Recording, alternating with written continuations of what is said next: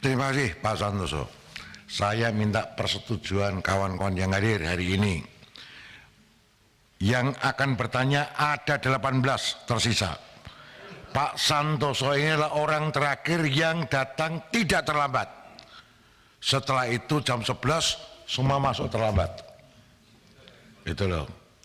Kalau 18 ini kau kalikan 5 menit, tewas kita. Pertempuran yang jam 3, Diko nggak siap.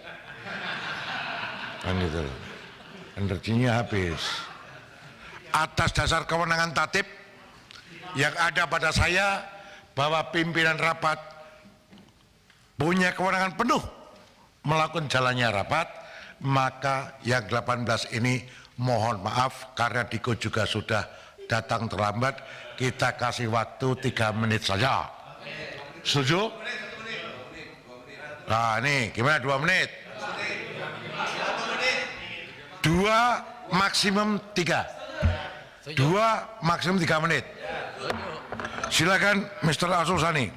Terima kasih Pak Ketua, langsung saja tidak pakai babi bu. Saya ingin menyoroti 2 hal. Yang pertama adalah legislasi. Pak Menteri, tadi Pak Menteri telah menyebutkan bahwa salah satu kerja legislasi kita adalah revisi Undang-Undang Mahkamah Konstitusi. Saya yakin juga bahwa pemerintah telah mengajukan DIM, namun saya ingin minta perhatian kepada kita semua, meskipun ini RUU inisiatif DPR, agar revisi Undang-Undang Mahkamah Konstitusi kali ini juga membahas, menyelesaikan persoalan 2 asas. Yang pertama adalah asas nemo iudec idoneus in propria causa. Hakim itu tidak boleh mengadili perkaranya sendiri. Sehingga kalau ada uji materi terhadap Undang-Undang MK, tidak sepatutnya hakim MK yang permanen itu yang kemudian memeriksa dan mengadili. Tapi sekarang belum ada aturannya. Sementara di sisi lain hakim MK itu juga terikat dengan asas ius curia novit. Hakim harus menyelesaikan perkara yang diajukan kepadanya. Nah ini harus kita selesaikan di revisi Undang-Undang MK nanti. Usulan saya untuk perkara uji formil maupun uji material terhadap Undang-Undang MK, Undang-Undang KY, Undang-Undang MA dan Lembaga Peradilan, ya, maka kalau Undang-Undang MK ini harus dibentuk majelis hakim ad hoc, bukan the permanent sitting judge yang ada di dalam Undang-Undang MK, sehingga tidak melanggar asas nemo iudec tadi, ya. Nah, tetapi tetap bisa memenuhi asas curia novit, ya.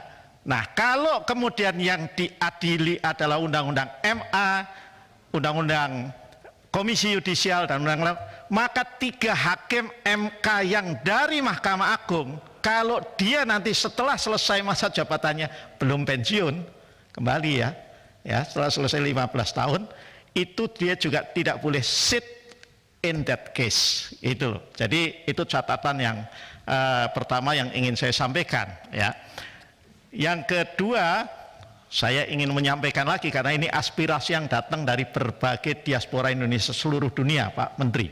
Ya, saya menerima dari Selandia Baru, dari Australia, dari Amerika dan juga dari Belanda, agar program second home country itu juga, ini untuk Pak Dirjen Imigrasi yang baru itu kita pikirkan juga untuk memberi kemudahan kepada diaspora Indonesia yang karena keadaan dalam tanda kutip terpaksa harus menjadi warga negara setempat, ya. Kita sudah tahu, saya ikuti kebijakan-kebijakan di Australia misalnya, karena hanya warga negara Australia yang bisa menempati posisi-posisi tertentu yang juga hak-hak tertentu, maka tidak ada pilihan kemudian bagi warga negara yang sudah jadi PR dan bekerja di sana untuk mendapatkan posisi itu, terpaksa merubah. Jadi dia bukan dengan senang hati berubah menjadi warga negara Australia, warga negara New Zealand dan lain sebagainya. Nah, mereka bersuara, Pak, hati jiwa kami itu tetap merah putih. Karena keadaan terpaksalah, maka kami ini bertukar kewarganegaraan. Dan itu saya saksikan sendiri ketika 1 Desember peringatan Hari Papua, mereka yang berhadapan dengan, mereka ini sudah warga negara Australia, berhadapan dengan para orang Papua dan LSM pendukungnya menghadang demonstrasi di Konsulat Jenderal RI di Sydney di Marubra itu. Saya saksikan sendiri. Terima kasih. Ya. Cukup 3 menit. 5 Ketua yang 5 menit. Gimana ya. sih? Kalau begitu ya. Memang Pak Ketua yang bijaksana dan bijaksini. Terima kasih. Bukan bijaksana. Ini memang penyakitnya politisi itu ngomong. Kalau nggak disuruh ngomong sakit badan. Gitu loh. Anggota DPR itu anggota parlemen, Pak Ketua, le parler to speak. Memang kerjanya ngomong. Kalau Pak Menteri kerjanya kerja bukan ngomong. Ayo kau debat-debat aja, tapi kan dibatasi waktu. No comment saya kalau ya. Pak Haji Mamur. Siapa Ketua? 2 menit atau 3 menit? Namanya salah Ketua. Oh ya, saya baca komplit. Iya. Haji Rudi Mas. Oke, makasih Ketua. SEME.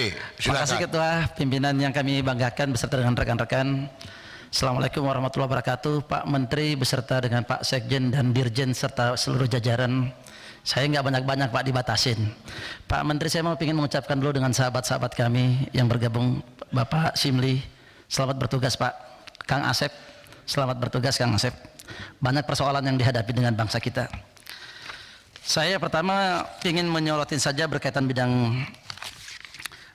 dengan bidang lapas. Lapas, izin Pak, saya bangga sekali melihat terobosan-terobosannya. Di sini sudah asimilasinya sudah berjalan, integrasinya sudah jalan, remisinya sudah dijalan, rehabilitasinya sudah berjalan dengan baik. Ada satu Pak yang belum berjalan, adalah berkaitan dengan donor darah. Ini donor darah ini bertubrukan dengan kebijakan Menteri Kesehatan, karena memang banyak sekali berkaitan dengan pengguna narkoba. Saya setuju juga tadi dengan yang disampaikan dengan Pak Menteri berkaitan dengan Undang-Undang Narkotika nomor 35 tahun 2029. Kami sudah menunggu Pak Menteri. Ini masuk dalam prolegnas, silakan dikoordinasikan berkaitan dengan psikotrafikanya ini agar bisa simultan. Saya berharap ini bisa berjalan dengan baik, karena ini adalah harapan daripada warga-warga binaan kita Pak Menteri. Saya melihat berkaitan dengan yang diharapkan untuk remisi yang didapatkan yang paling besar itu adalah berkaitan dengan donor darah. Sementara donor darahnya itu tidak boleh berkaitan di seluruh lapas. Itu sesuai dengan peraturan Menteri Kesehatan, karena berkaitan dengan yang dikhawatirkan adalah terkontaminasi berkaitan dengan narkotika. Yang berikutnya Pak Menteri adalah berkaitan dengan amanat undang-undang tentang bantuan hukum adalah akses keadilan bagi masyarakat yang tidak mampu. Nah, ini saya perlu tanyakan bagaimana efektivitasnya dengan anggaran yang saat ini yang ada, apakah cukup memadai untuk membantu orang-orang yang tidak mampu ini. Nah, ini juga saya penting pertanyakan.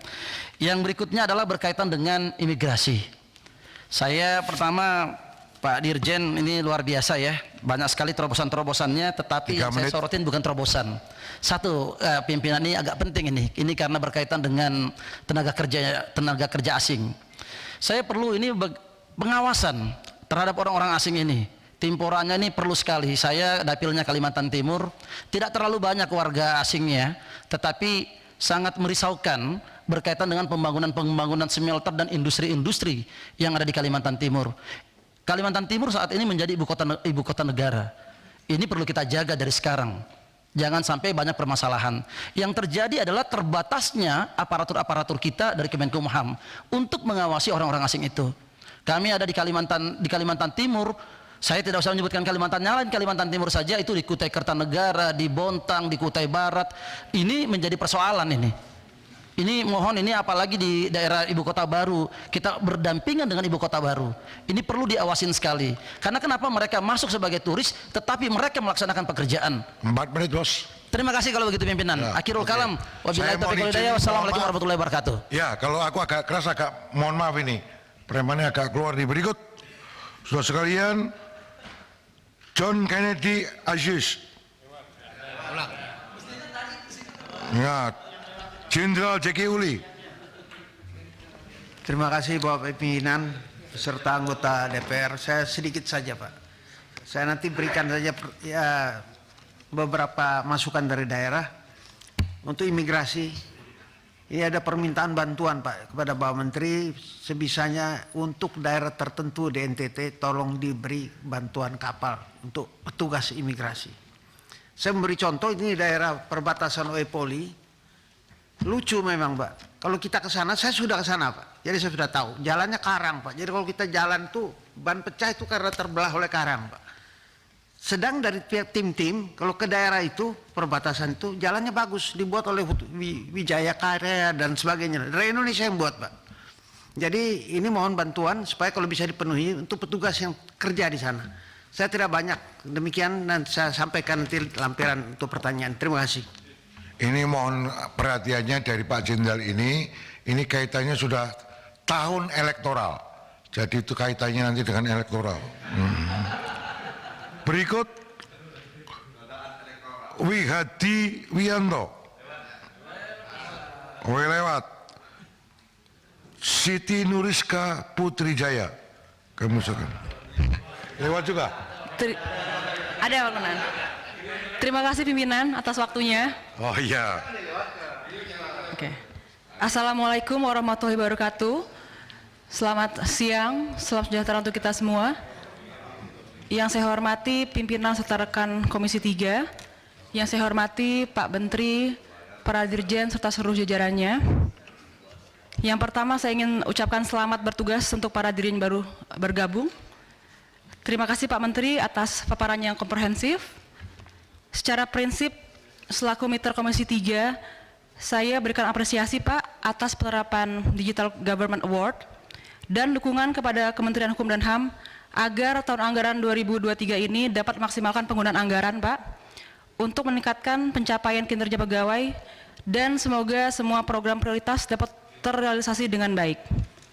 Berkaitan dengan agenda reformasi kultural dan struktural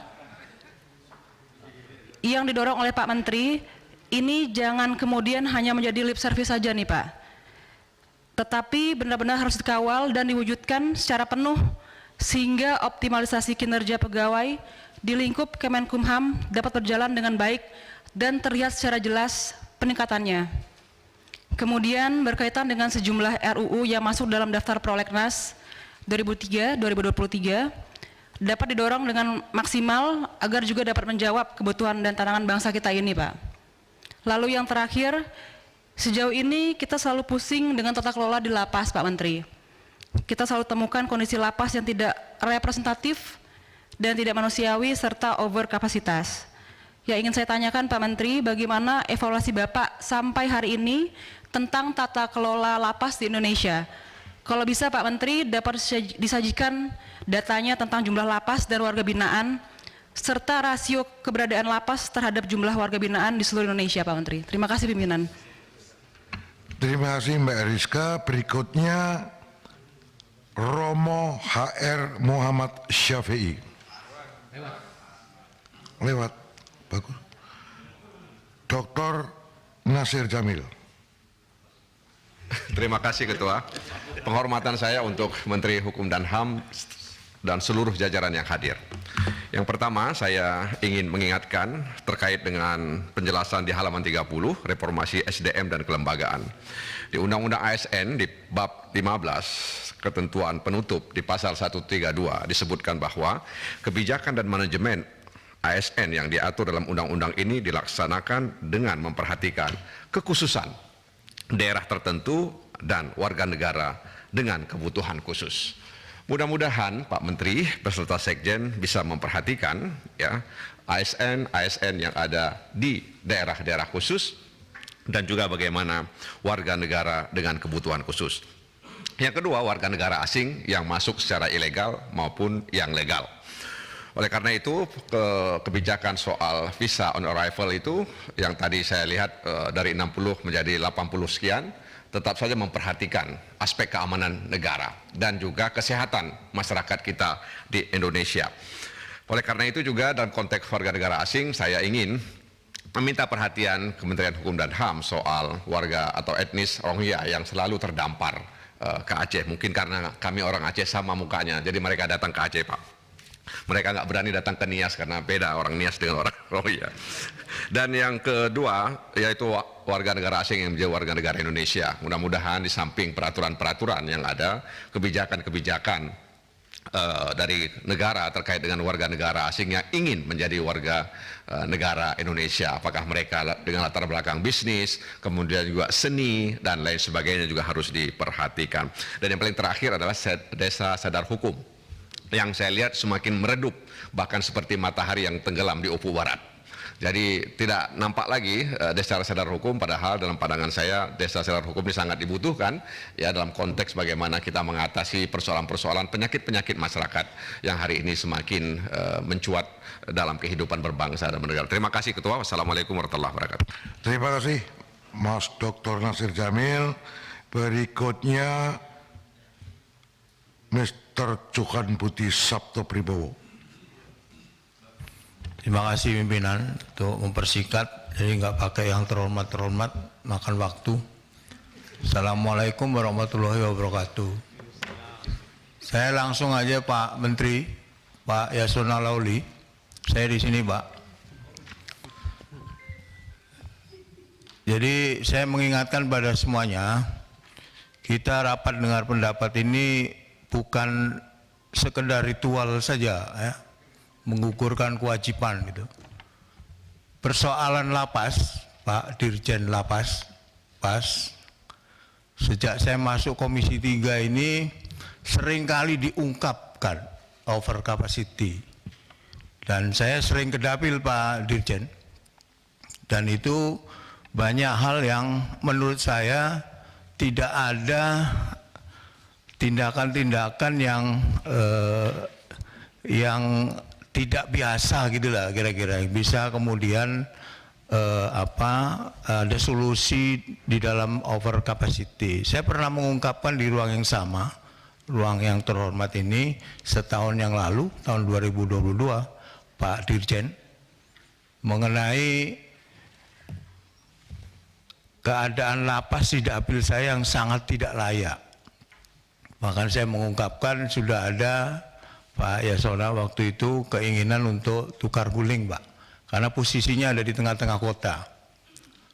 Ketika saya ke Dapil, saya mengunjungi lapas lagi, tidak ada action apapun Pak Yasona Lauli. Jadi tadi sampaikan oleh rekan kami dengan baik Pak Hinca tadi, persoalan lapas ini sudah berulang-ulang Pak, kita sampaikan di rapat ini dengan Kumham gitu.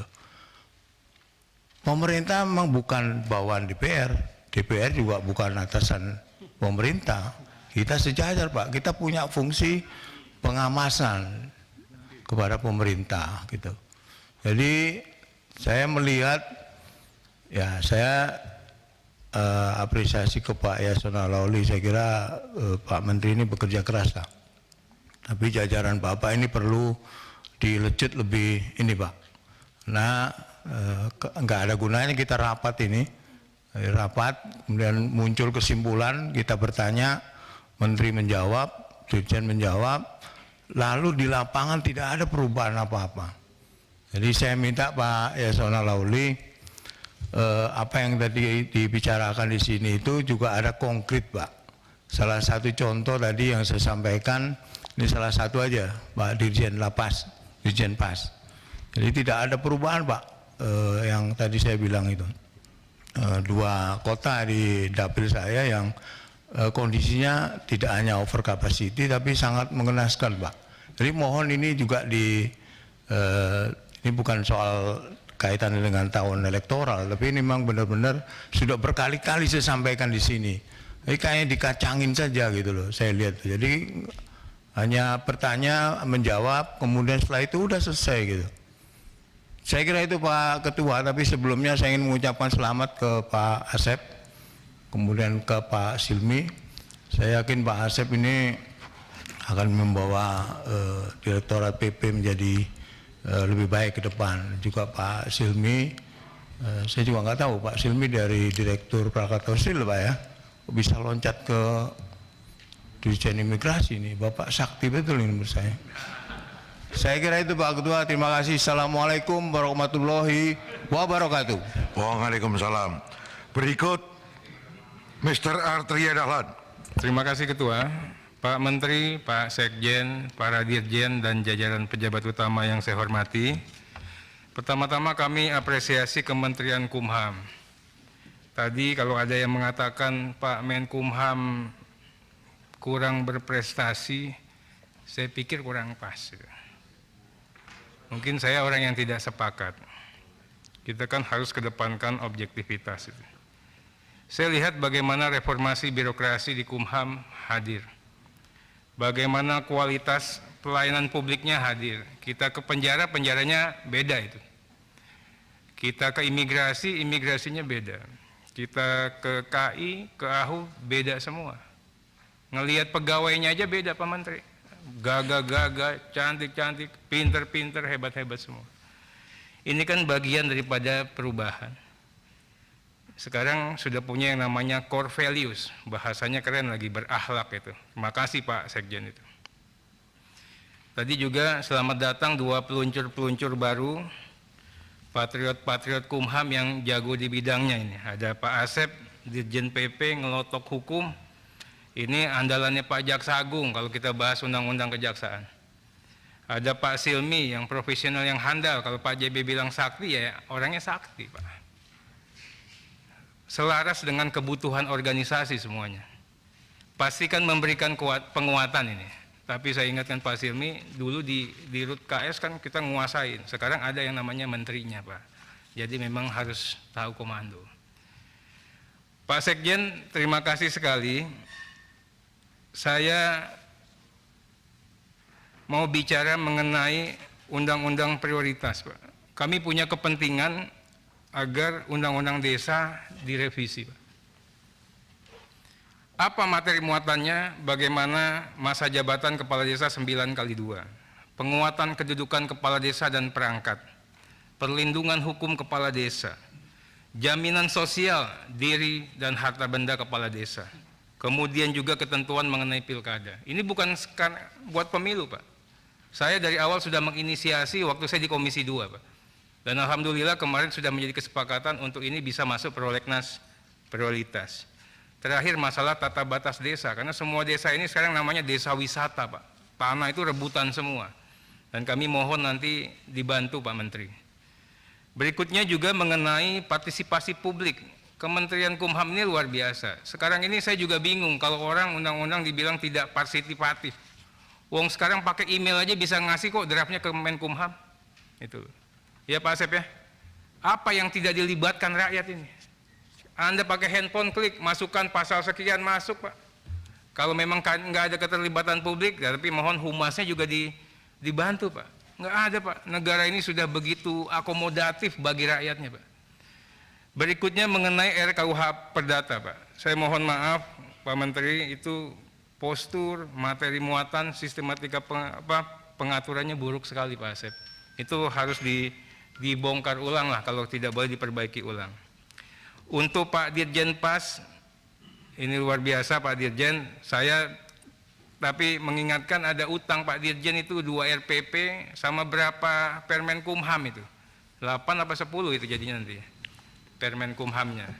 Nah ada yang mendasar Pak, kita punya kasus yang terakhir ini kasus anak. Saya tidak usah masalah yang penganiayaan atau apalah, itu kan melibatkan anak. Beberapa sekarang ini sudah sepakat Pak, anak yang berperilaku bukan anak, itu tidak dijadikan anak.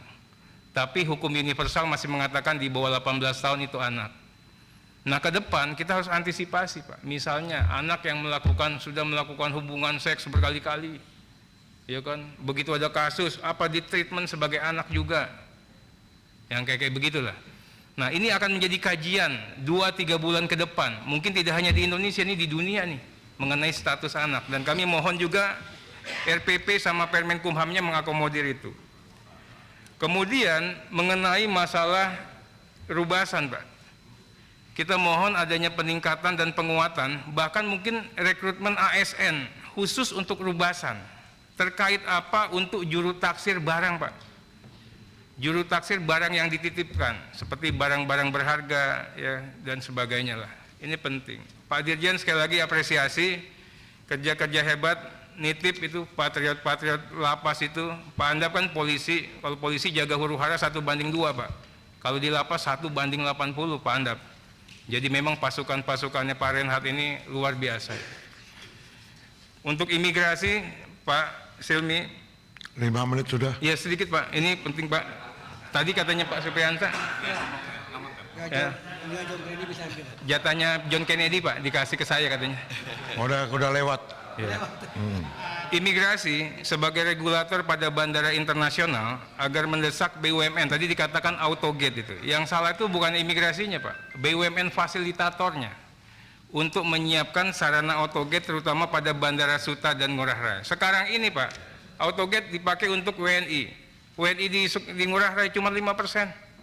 95%-nya asing. Kenapa nggak autogate itu dipakai buat WNA, ITAS, ITAP, ITK dan VOA itu Pak. Jadi lebih bermanfaat.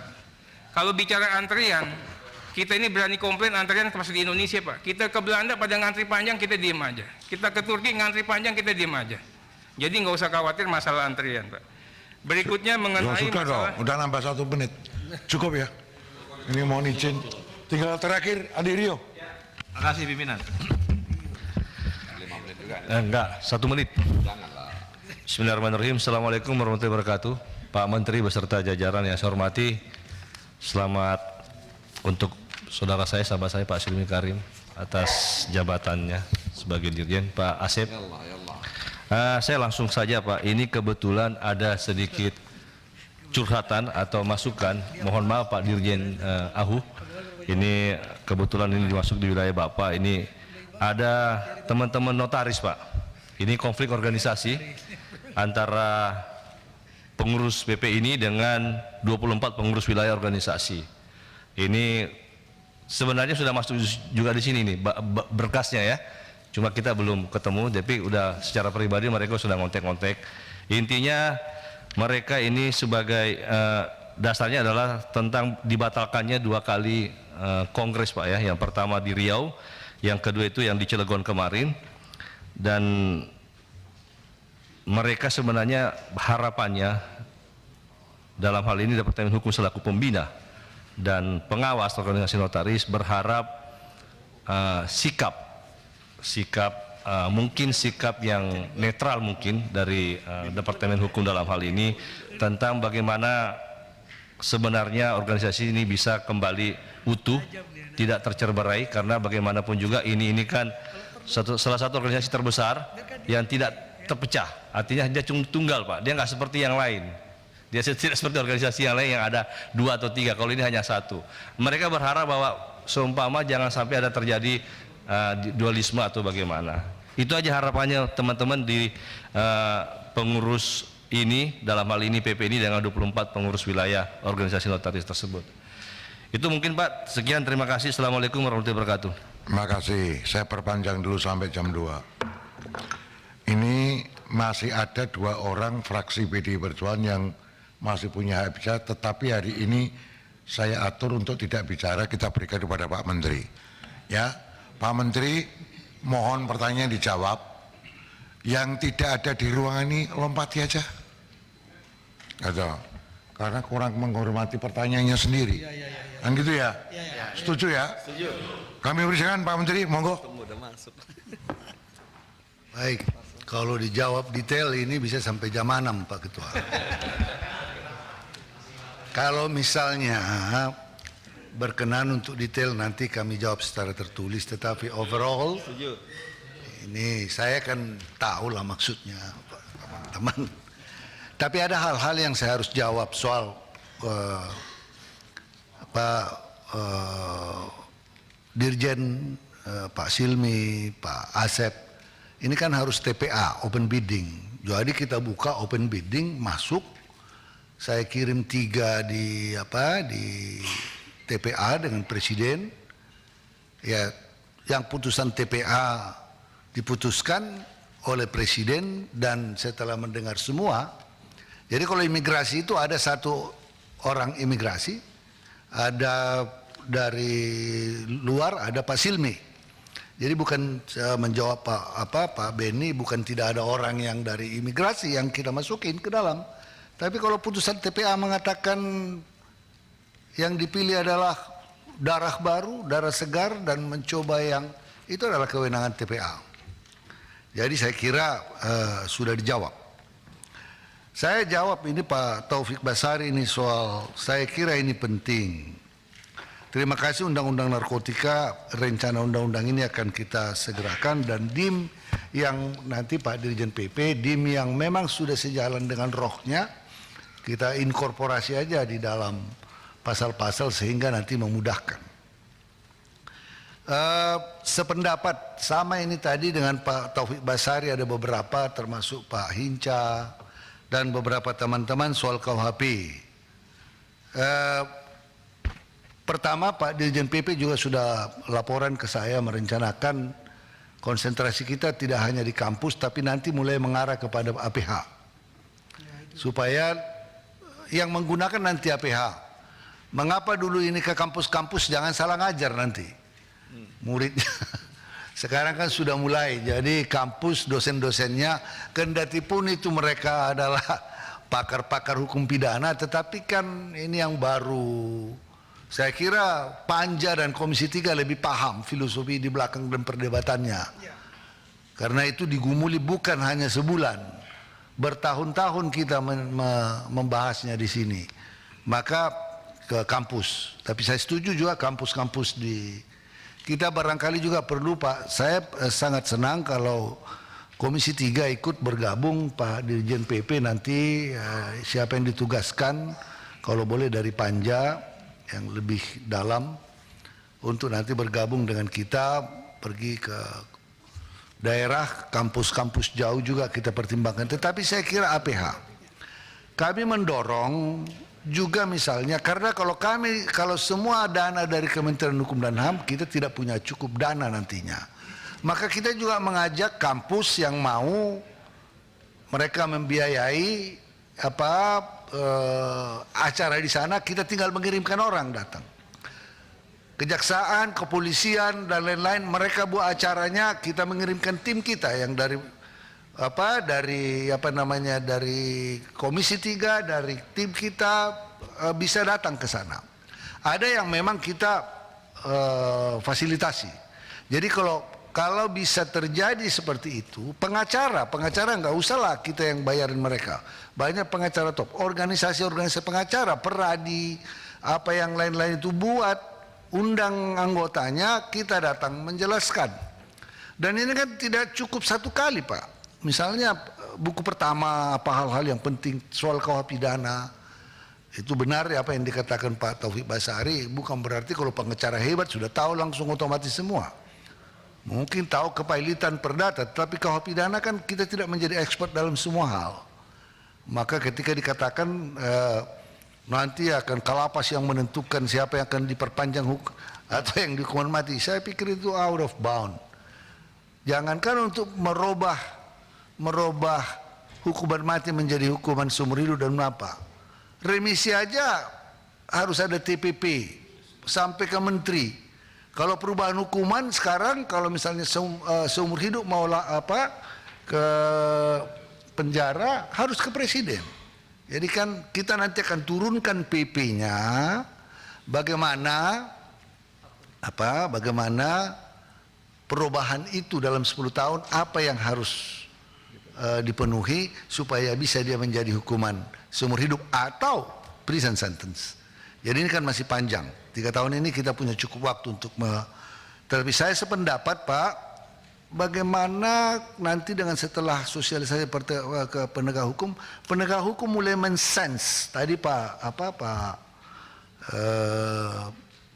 Hinca juga sama dengan pandangan Pak Taufik Basari, sudah mulai menangkap rohnya itu sehingga menerapkan. Tadi juga kalau memang tidak bisa sudah konsep restoratif justice mulai bisa diterapkan. Kalau nggak usah ditahan ya nggak usah ditahan lah. Misalnya ada beberapa tentu yang harus ditahan. Tadi Pak Arteria bilang anak yang berperilaku tidak anak. Ini juga ini soal-soal yang berkembang yang barangkali nanti perlu kita lihat dan kita dalami bersama-sama. Jadi tentang apakah ada dampak dari undang-undang PAS? Terjadi penurunan, Pak. Kita dengan menggunakan undang-undang PAS, filosofi dan ketentuan tentang remisi asimilasi ada 9.000. Ada 9.000 yang berkurang. Jadi ini kan sudah terasa. Tetapi kalau dibandingkan kapasitas semua tidak. Nah, dalam over kapasitas di sini ada beberapa. Jadi kami melihat, Pak, ini mohon maaf, ada Pak JBS, Johan Budi. Ini kan lapas yang paling parah-parah ini ada 10. Lapas Bagan Siapi-Api, Jeneponto, Labuan Ruku. Kita arahkan ke sana yang paling parah-parah. Memang ada beberapa daerah yang membantu kami.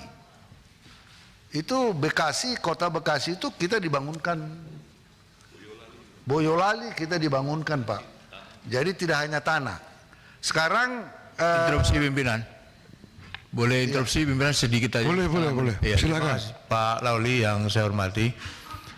Tadi yang saya sebut itu Pemdanya bersedia, Pak Renat. Dan ini sudah saya sampaikan tahun lalu, Pak Renat. Ngawi. Ya, sama Ponorogo, Pak. Ya mohon ditindaklanjuti, Pak Renat, karena kondisinya memang sangat parah, Pak. baik, jadi ini juga ada sama dengan Solo. Solo itu kita harus keluarkan masuk ke Karanganyar nanti. Itu akan kita pindahkan di Karanganyar dan tanah baru dikasih ke kita. Kami harus alokasi anggaran.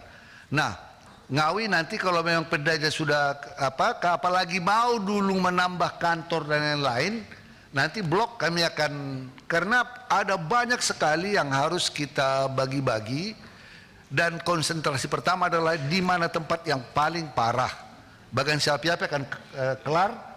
Dan juga dua soal, kami di PAS ada anggaran, tetapi tahun ini terpaksa ada automatic adjustment 550 di PAS. Ini juga membuat kami reposisi dan reevaluasi lagi anggaran pembangunan lapas yang menangani overkapasitas. Kita harapkan nanti mungkin kalau bisa kondisi ekonomi dan baik, pendapatan negara baik, maka kita bayar pajak masing-masing. Saya sudah melunasi SPT kemarin.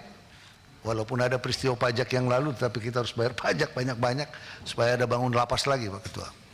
Jadi kita harapkan kalau kondisi itu bagus, nanti yang 500M yang bisa dicabut automatic adjustment-nya bisa kita gunakan anggaran ini. Jadi memang ada terkendala dalam perencanaan seperti itu. Ya, soal imigrasi ada beberapa terobosan visa, pengawasan. Kami akan melakukan ini. Pak Nurdin, artificial intelligence, ya, chat GPT. Kemarin saya pulang dari Singapura, kembali bertemu dengan Menteri Kehakiman, Menteri Hukum Singapura, duduk di sebelah seorang ibu. Dia bilang, apa Bapak sudah pernah tahu chat GPT? Dia bilang, what the hell is that? Wah, ini begini. Setelah saya pelajari, itu paling enak mahasiswa sekarang. Nggak perlu skripsi, chat GPT buat saya skripsi ini. Artificial intelligence sangat mengeluarkan. Dan ini sangat ada sisi positif, ada sisi negatifnya. Kemarin saya bertemu dengan representatif dari Google bersama mantan Dubes Amerika Bob Blake. Karena Google sebagian ada program yang termasuk bagian dari chat GPT. Jadi mereka juga sekarang, karena ini belum di-launch publik, masih harus mempelajari intellectual property rights-nya, aspek moralnya, dan lain-lain. Jadi ini memang dia mempunyai data triliun data. Apa saja bisa yang membahasnya, dan itu sebentar saja. Jadi misalnya Pak Asro itu kecenderungannya seperti apa dan pembahasan beliau itu selama ini mengenai apa saja, masukkan, langsung keluar itu barang. Ini arteri itu seperti apa, bagaimana pikirannya begini-begini, bisa kita minta AI, ChatGPT, keluar analisisnya. Jadi itu saya nggak ikut campur. Jadi ini memang jangankan Google saja, kemarin representatif di Asia Tenggara dan Pasifik menyampaikan kami juga sedang bergumul dan sangat hati-hati tentang hal ini. Tapi anyway, terima kasih, nanti kalau bersama Dirjen KI, apalagi kalau itu menyangkut misalnya kekayaan intelektual kita, apakah itu yang bisa dimodifikasi dengan segera dan apanya dari kita, itu bisa potensial. Tetapi bagaimanapun harus ada antisipasi regulasi kalau itu sampai terjadi. Tapi ChatGPT sendiri, Google dan apanya sendiri masih sangat berhati-hati untuk mengembangkannya. Apresiasi dan target ya, nanti ada kalau boleh data mengenai target PNBP dan lain-lain nanti kami kirim tertulis Pak Ketua supaya lebih lengkap ya. Ini revolusi mental konteksnya Pak Adang, memang ini sangat penting dan ini buat kita juga merupakan, mana tadi ini di prioritas nasional, ada 7 prioritas nasional ditetapkan di Kementerian Hukum dan HAM. Jadi itu bukan kita saja, Pak. Kita itu diputuskan secara bersama, Bappenas, Kementerian Hukum dan HAM, Kementerian Keuangan. Mana yang menjadi prioritas nasional Kementerian Hukum dan HAM? Karena ada prioritas lain, jalan, infrastruktur dan lain-lain. Yang Kementerian Hukum dan HAM ada 7, yaitu prioritas nasional 3 tentang peningkatan SDM berdaya saing berkualitas untuk kita. Kemudian revolusi mental pembangunan kebudayaan ada di kekayaan intelektual juga, penghargaan terhadap budaya-budaya, perlindungan kekayaan intelektualnya dan lain-lain, ya, pengakuan terhadap pengetahuan tradisional. Ini semua adalah dalam rangka penguatan-penguatan itu dan memperkuat stabilitas Polhukam dan transformasi pelayanan publik. Mudah-mudahan dalam hal transformasi pelayanan publik kita mencoba sekuat mungkin tentang hal ini. Dan tadi ada pertanyaan Gakum, mengapa ada program penegakan hukum dan pelayanan hukum, itu nomenklatur dari Kementerian Keuangan. Jadi itu nomenklatur keuangannya. Di dalam nomenklatur itu diampu oleh Dijen AHU, Dijen Pemasyarakatan. Karena di sini juga penegakan hukum, di imigrasi ada penegakan hukum, ada di pemasyarakatan juga dalam rangka bagian dari integrated criminal justice system. Ujungnya penegakan hukum itu ada di kita, walaupun dalam bentuk pembinaan, ya kan, dan lain-lain. Jadi karena nomenklaturnya yang di sana 4,7 triliun, mengapa pula hanya 115 prioritas nasional? Prioritas nasional yang diberikan kepada kita memang terbatas hanya dalam bidang yang 7 tadi. Ya. Baik, ini Pak Supriyansa, ada PT MSP memang diblokir karena ada perkara. Tun baru inkrah 28 Maret ya, 23, nanti kita lihat apanya. Hanya ada dulu ada proses salah satu pihak mengakses database Dirjen AHU dengan akta notaris yang notarisnya meninggal. Jadi notarisnya sudah ditemukan meninggal, tapi sesudah meninggal membuat akta. Akta itu yang digunakan masuk akses ke kita. Kita kan takut, berhati-hati. Prinsip kehati-hatian kita lakukan. Apakah meninggalnya sungguh-sungguh atau tidak, tetapi resminya dia sudah meninggal. Apakah dia sudah berubah? Bisa. Ini yang kadang-kadang menjadi persoalan buat kita. Tapi anyway nanti akan kami teliti Pak Supriyansa. Apalagi kalau sudah ada keputusan inkrah, ya. Nah, pihak yang ini sudah meninggal setelah pihak yang meninggal ini kami melakukan prinsip kehati-hatian. Nanti akan kita lihat seperti apa ceritanya, dan kalau bisa dilakukan, harap dilakukan. Di dalam pelaksanaan ada kaitannya juga tadi peristiwa yang disampaikan oleh tadi Pak tentang apa namanya blokir dan tidak blokir. Kami selalu pakai nota dinas. Jelas alasannya ada ini, Dirjen membuat nota dinas, alasan hukum bagaimana, berdasarkan itu kita nyatakan diblokir dalam prinsip atau dibuka. Jadi kita tidak sembarangan karena ada implikasi. Kadang-kadang karena kesalahan, bukan karena kesalahan, karena mereka berperkara, kadang-kadang staf kita juga terpaksa dipanggil ke Barreskrim untuk menjelaskan pencabutan, pemblokiran, dan lain-lain. Jadi prinsip kehati-hatian itu yang kami lakukan. Kalau ada pihak-pihak yang ditengarai melakukan hal yang tidak sesuai dengan prosedur hukum atau menjanjikan sesuatu, itu di luar domain kami. Khusus masalah yang Pak Supriyansa tadi, pejabat di kita, internal kami periksa. Jadi kebetulan di internal kami yang terlibat itu bukan PNS, bukan PPNPM, bukan honorer, ya, kami tidak bisa masuk karena bukan pegawai, tidak bisa kami pecat, tidak bisa kami ini. Jadi bukan di luar domain kami. Tapi kalau dia tadi PNS, Irjen bisa masuk dan lain-lain. Itu mengenai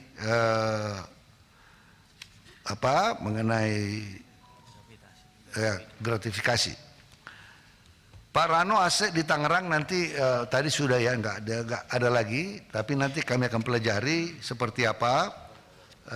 Karena di Tangerang memang kita banyak tanah Pak Ketua, kita ada bangun kampus, bahkan kantor wali kota itu adalah tanah yang dulu milik Kementerian Hukum dan HAM dan sudah dihibahkan. Banyak tanah-tanah kita yang sudah akhirnya bahkan diserobot oleh orang-orang. Jadi ini nanti kita lihat apakah sesuai kebutuhan asesmen kami, dan kami tidak boleh melepas begitu saja tanpa Direktorat Jenderal Kekayaan Negara. Jadi itu harus ada prosedur Kementerian Keuangan kepada kami. Terima kasih untuk apresiasi ya. Nanti untuk Kabupaten Sopeng nanti mudah-mudahan ini memang dapil ini Sopeng. Nanti kita lihat Pak, nanti Pak Dirjen, mudah-mudahan dibantu nanti yang 500M dicabut dicabut otomatis adjustment-nya. Ya, ini ada teman-teman Komisi 3 yang badan anggaran ya, diberitahu ke Menteri cabut aja itu yang karena kita butuh bangun lapas di Sopeng sebagian gitu. Terima kasih Pak Menteri, terima kasih Pak Ketua. Iya, setuju kami. Khusus pengawasan imigrasi kami akan lakukan. Memang Pak Gubernur, Pak Wayan, Pak Gubernur juga sudah menyampaikan beberapa concern kepada kami mengenai hal ini. Di Bali itu ya WNA Rusia di Bali itu turun 30%. Dari 29.617 menjadi 19.530 per 27 Maret. Ini juga pengusaha hotel dan lain-lain ada permintaan pencabutan VOA. Pengusaha hotel agak sedikit mewanti-wanti ya. Kita deportasi 57 orang, tindakan administrasi 259 orang. Jadi bukan kita. Seharusnya harus ada kerjasama antara pemerintah kabupaten kota di Bali bersama tim Pora kita ada. Jadi saya kira memang ini ekses dulu kita membuka lebar saat COVID. Dan saat COVID kita ada kebijakan tidak kita perpanjang visa mereka. Dan pada waktu itu memang sangat dibutuhkan juga oleh teman-teman pemerintah Kabupaten Bali mereka. Tetapi kelihatannya karena sudah terlalu lama kelakuan sebagian orang-orang kita diadaptasi juga sama mereka. naik sepeda motor tanpa helm dan lain-lain. Penyegaran baik, terima kasih ya. Nanti kami akan melakukan pembinaan kepada staf-staf yang melakukan kesalahan SOP. KUHP baru, pas. Baik, ini saya kira ini beroverlap, dalam banyak hal overlap. Soal PNBP, tadi ditanyakan soal PNBP, yang paling besar tentunya di PAS, di imigrasi. Dan walaupun 2,3 Pak Ketua, ini bisa ditingkatkan. Saya kira mendekati 3, hampir ke 4 bisa. Ya, kita perpanjang dulu 20 menit ya. 20, ya Pak. Jadi 4T bisa. Nanti saya kira sedikit ditambahkan oleh Pak Dirjen Imigrasi karena banyak urusan sama beliau. Setuju Pak Asro, Undang-Undang MK perlu kita dalami dengan baik. Kalau memang ya tentu ini memerlukan pemikiran yang sama perdebatannya dulu tentang apakah Hakim Konstitusi dapat memutuskan lebih daripada apa yang diminta dan lain-lain. Perlu barangkali ini kita bahas nanti. Mengapa PNBP di Ditjen Pas hanya 9,5 M? Ya memang ini penjualan dari hasil karya napi.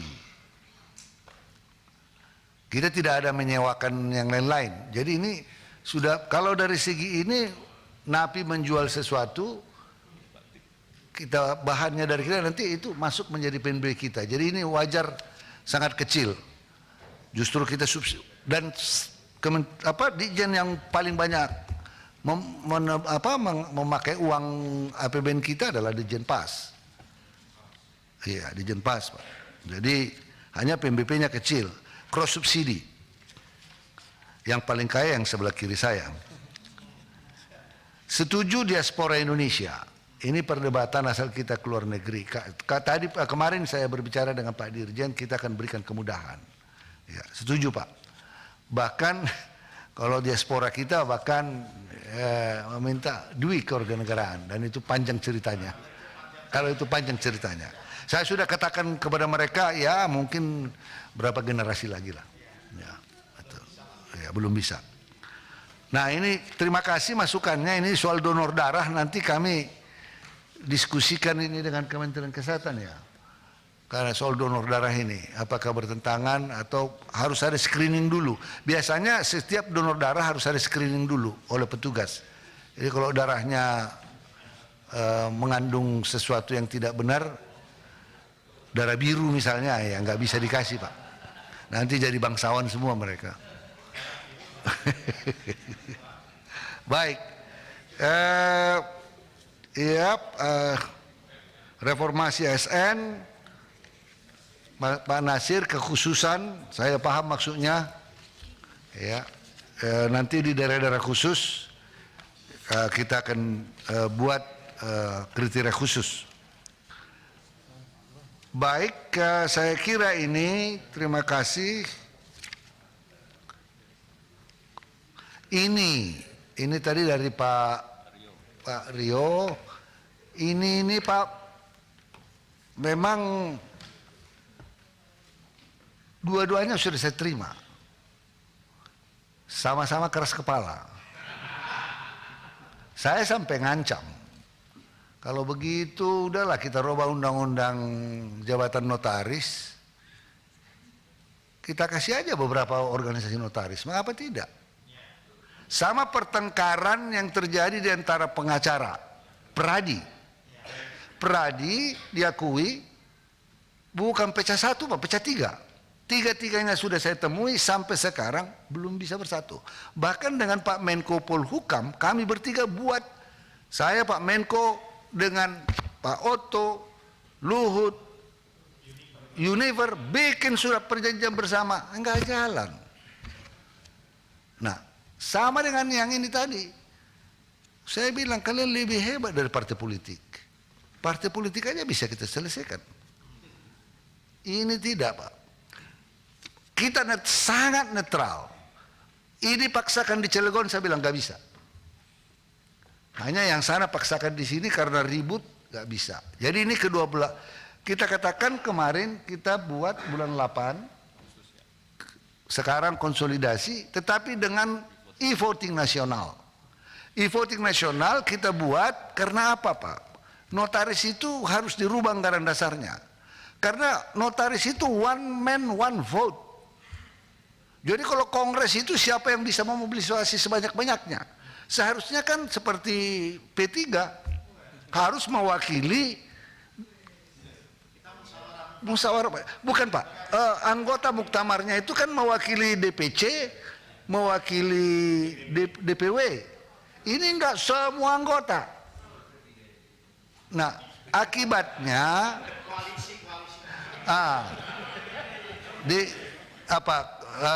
di konstitusi kita tidak mengenal koalisi dan oposisi. Yang ada pendukung dan penyokong.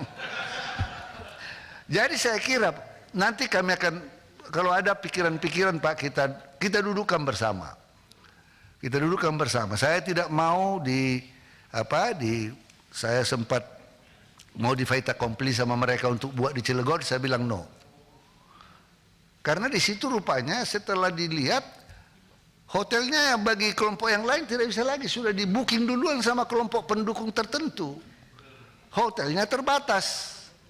Saya bukan mengatakan, sampai dihubungi Pak, karena mantan dari Cilegon, dihubungi, bisa nanti dibatalin itu, karena sudah dibayar rupanya down paymentnya. Kita mau fair saja, Pak Ketua. Jadi kalau nanti ada teman-teman dari Komisi 3 yang bisa melunakkan di sini dan melunakkan di sini, kita dudukkan bersama. Kalau memang bandel-bandel, kita rubah aja, Pak, undang-undang jabatan notaris, kasih bebas saja. Sama dengan kita sekarang soal ID, apa yang dimonopoli oleh sesuatu, terjadi arogansi. Pengacara juga begitu. Organisasi kedokteran yang pintar-pintar juga begitu. Jadi ya udahlah, kita buka aja kalau tidak berhasil. Saya bilang saya tidak mengancam, tapi kalau kalian nggak bersatu, ya udahlah. Karena dijamin oleh Undang-Undang Dasar 45, kebebasan berserikat berkumpul, dijamin. Nggak ada, nggak boleh. Saya bilang. Jadi saya kira begitu. Pak Habib, assalamualaikum. Terima kasih. Jadi saya serahkan dulu sedikit untuk Dirjen Imigrasi untuk menyampaikan beberapa hal supaya didengar karena baru pertama raker, jadi barangkali suaranya yang perlu didengar. Nanti yang melengkapinya Ketua kami akan sampaikan secara tertulis. Ya, silakan. Terima kasih Bapak Menteri, Bapak Pimpinan dan juga Yang Mulia anggota Komisi 3 DPR RI. Kami akan mencoba menyampaikan beberapa hal kaitan dengan rencana kami di imigrasi. Karena ini ada hubungannya juga dengan konteks pengawasan dan penindakan warga negara asing di Indonesia. Yang pertama adalah kita sedang membangun satu database warga negara asing yang juga diberikan semacam kategori. Ya. Hal ini untuk mempermudah dalam hal pemberian visa, kemudian dalam hal pengawasan warga negara asing, dan juga dalam hal kita memberikan kriteria pada siapapun yang masuk ke Indonesia yang membuat pelanggaran atau ada hal yang menjadi catatan internasional, apakah Interpol dan lain sebagainya, ini tidak bisa lagi masuk ke Indonesia. Kemudian kaitan juga hal mengenai golden visa atau second home visa. Dari apa yang kami pelajari selama ini, bahwa ada penyalahgunaan. Ya, penyalahgunaan visa investasi, misalnya investor visa, sehingga kita perbaiki kriterianya dengan misalnya adalah penempatan dana dan juga investasi di properti yang kriterianya juga ada angkanya.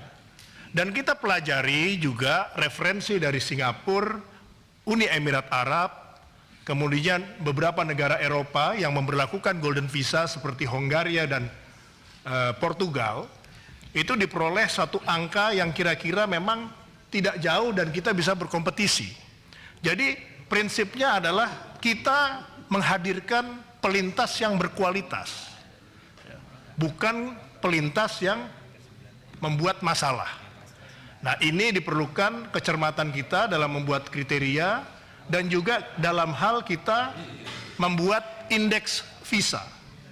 Jadi kita juga melakukan restrukturisasi daripada indeks visa yang ada, dan ini juga untuk mempermudah bagi pemohon untuk menentukan indeks visa mana yang mereka akan lakukan.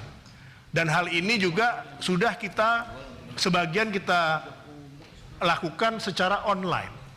Dan pembayarannya pun bisa dilakukan baik di luar dan di dalam negeri, sehingga tadi apa yang Pak Menteri sampaikan kaitan dengan kemudahan mereka untuk melakukan pembayaran sampai kepada ketika mereka overstay. Kadang-kadang ada permasalahan overstay di bandara, mereka harus terbang, tetapi cash rupiahnya sudah habis, sementara biaya overstay per hari itu adalah 1 juta. Sehingga di situ menjadi satu permasalahan tersendiri yang akhirnya baik WNA-nya juga mengalami satu pengalaman yang kurang menggembirakan. Kalau disampaikan tadi mengenai target-targetnya, target pada awal ini tentunya sesuai dengan TUSI ya, daripada imigrasi adalah sebagai fasilitator pembangunan kesejahteraan masyarakat. Sehingga apa yang kaitan dengan memberikan kemudahan dan juga menarik pelintas yang berkualitas kita lakukan. Apa-apa yang belum dilakukan oleh Indonesia dibandingkan negara lain kita lakukan. Tetapi juga di sini kita memperhatikan pengawasannya. Jangan sampai nanti pengawasannya tidak diutamakan sehingga hal ini menjadi masalah di kemudian hari. Kita lakukan operasi yang kontinu saat ini di Bali. Tadi Pak Menteri juga menyampaikan sudah terjadi penurunan daripada jumlah WNA Rusia di Bali. Sebenarnya sisa yang sekarang ini adalah sisa-sisa daripada viral yang belum sampai ke Jakarta. Tetapi saat dicek di sana, tadi ada kampung Rusia, kemudian dan lain sebagainya, kita sudah lakukan pengecekan, ya, dan kita juga melakukan beberapa deportasi. Yang repot itu kan adalah ada 2 kategori daripada WNA yang ditindak.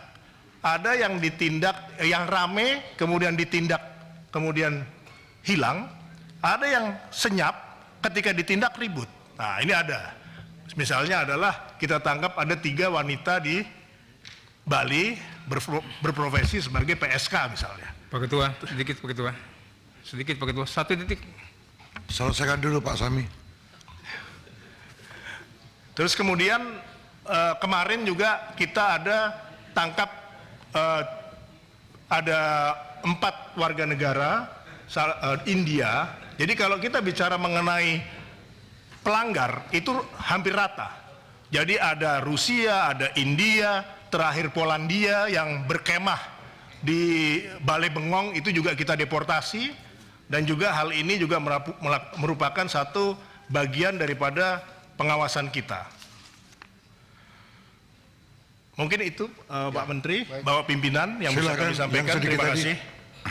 Izin Pak Menteri yang sedikit tadi, silakan. Pak Dirjen, kalau kita lihat masalahnya, hulunya apa Pak? Hulunya adalah kita harus lebih aktif berperan besar dalam mengevaluasi pemberian fasilitas kemudahan visa Pak. Dulu visa bebas kunjungan itu bukan Kumham tuh Pak, lobinya Kementerian Pariwisata sama Istana. Begitu masalah berantakan seolah-olah Kumham yang salah Pak. Itu poinnya di situ Pak. Waktu awal ngebuatnya kita nggak dilibatin, 169 negara bla bla. Begitu masalah salah Kumham. Itu Pak. Jadi bukan salah di Kumham. Itu Pak. Makasih Pak. Yes, tambahan info saja itu. Silakan Pak Menteri. Terima kasih Pak Dirjen. Jadi memang kalau boleh kita mengarahkan ke turis-turis berkualitas. Memang kita tidak boleh diskriminatif.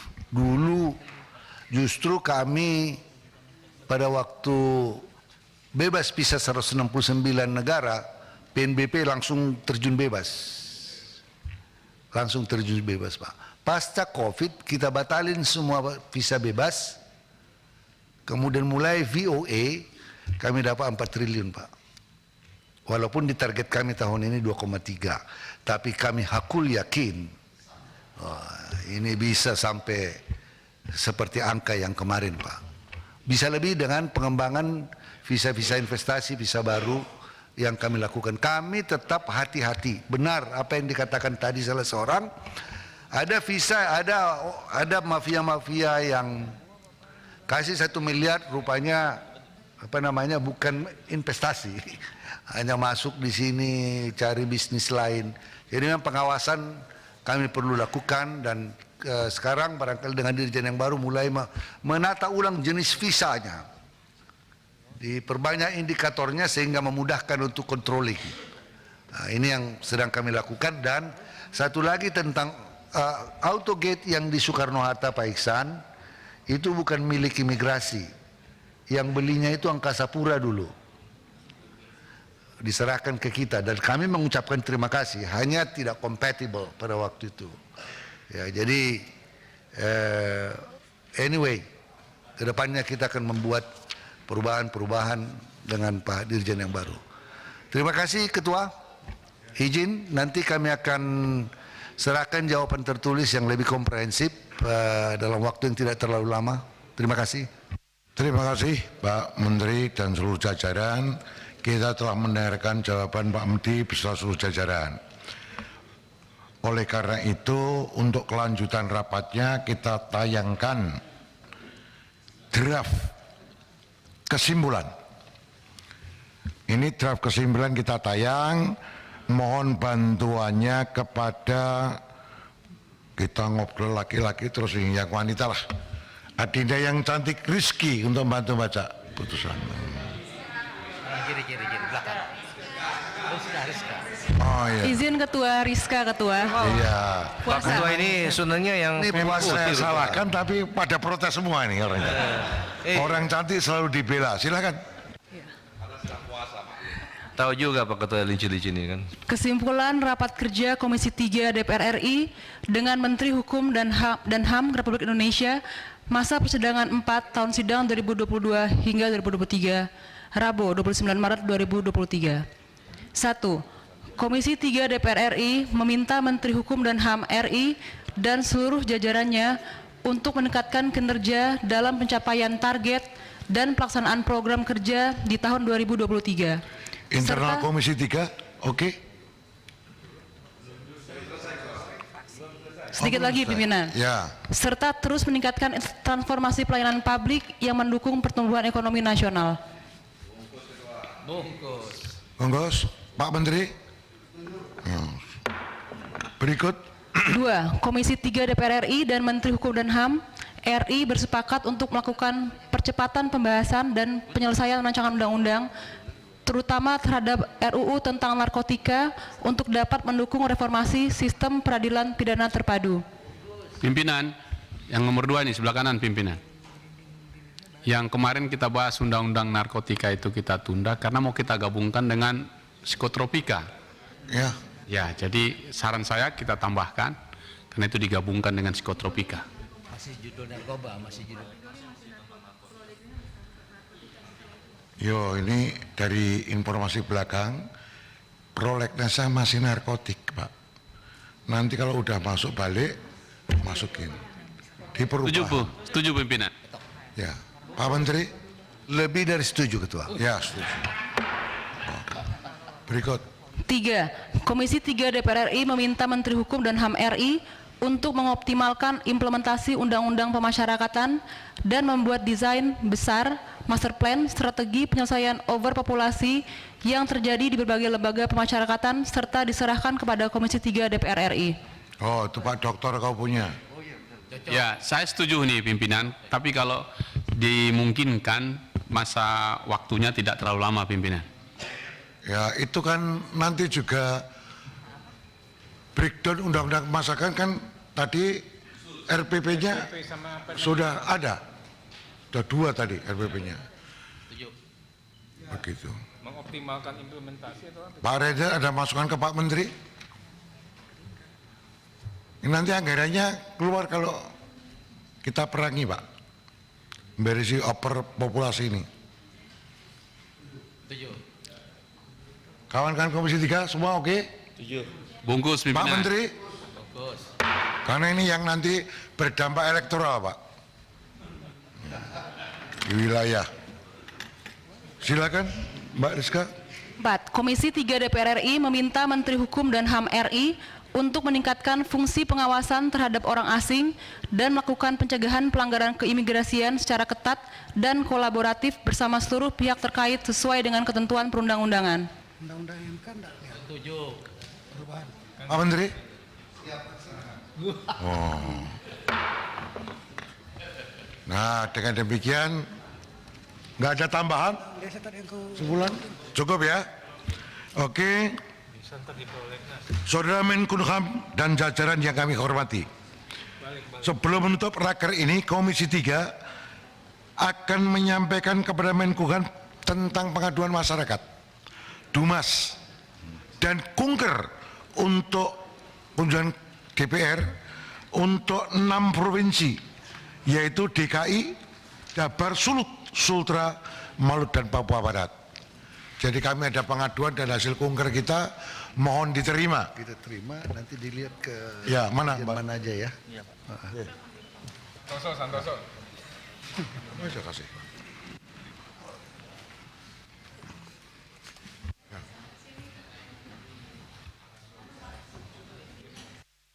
Ayo di sini aja kasih.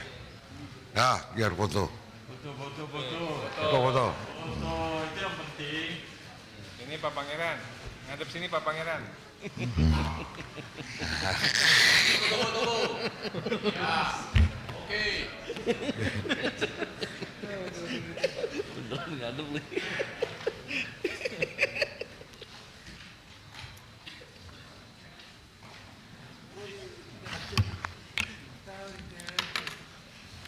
Terima kasih.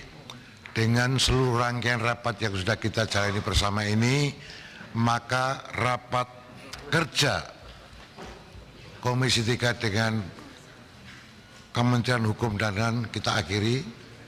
Terima kasih Pak Menteri Keuangan. Sebelum saya tutup, maka kami persilakan Pak Menteri untuk memberikan closing statement. Silakan Pak.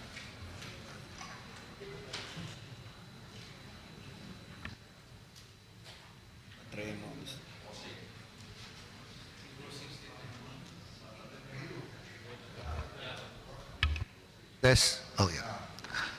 Terima kasih Pak Ketua, Pak Pimpinan, Pak Anggota DPR, yang terhormat Komisi 3, Bapak Ibu semua, terima kasih atas rapat kerja kita pada hari ini. Terima kasih. Pertanyaan-pertanyaan yang kritis, masukan-masukan yang konstruktif. Kami tetap meminta dukungan dari teman-teman Komisi 3 untuk penguatan di Kementerian Hukum dan HAM. Dan kami mengapresiasi beberapa pertanyaan-pertanyaan dan masukan, dan juga kesediaan daripada pimpinan dan anggota untuk menerima jawaban tertulis dari kami untuk melengkapinya. Kami mengetahui bahwa akan ada rapat penting dan sedikit mungkin lebih hot dengan Komisi 3. Dan itu menguntungkan kami, biasanya bisa sampai lewat jam. Sering-sering begitu Ketua. Jadi sekali lagi terima kasih, kami apresiasi. Wallahul muwaffiq ila aqwamit thoriq. Wassalamualaikum warahmatullahi wabarakatuh. Terima kasih Closing statement dari meja pimpinan adalah jangan lupa jam 3 kita akan pibu. Kita akan rapat kerja kita akhiri dengan mengucap wassalamualaikum warahmatullahi wabarakatuh.